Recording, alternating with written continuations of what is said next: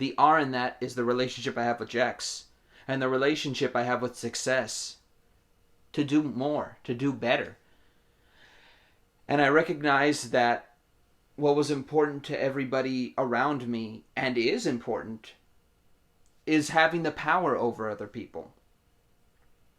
Before, I remember people telling me, oh, worry about money, get success with that, get a full-time job with benefits, all that.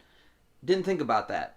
But I also didn't think about things in the way they brought up next, which was, oh, don't get with a woman, they're just a pussy. You know, you can find that anywhere. That's a bitch, you know. So, the way of that tells me, unraveling, that they had failures behind all that.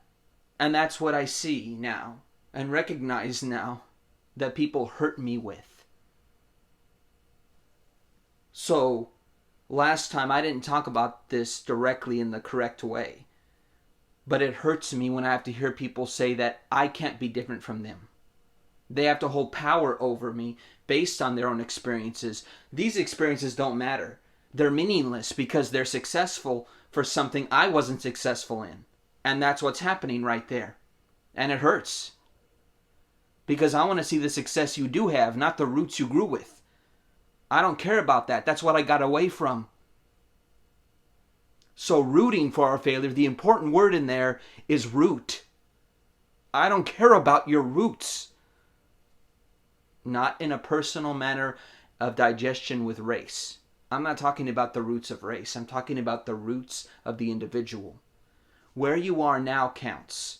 So when I hear the rooting for my failure, of success, of love and happiness, you know what I really hear? That all that mattered was where I came from. But that's not what I care about with Jax. I love everything about who I see in Jax, who I was with Jax, but most importantly, what I'm going to become with Jax. Not because of her. And that's the sad part and the frailty of the communication I can't have with you guys out there. I'm talking about everybody there. Jackson and I had a conversation right now about how we're from a different planet with talking like this. But I want to try. And not because I'm trying to build the same kind of relationship with everybody else. Stay in your lane. But know that there's deeper communication we can have. It doesn't have to end with, if you two break up. It doesn't have to end there. But it feels like it does every time. Things aren't malleable based on you. And that's the sad part. People want to control our habits, our actions, our present experiences, and what they mean. That's the saddest part about rooting for our failure. It tries to define what we're experiencing.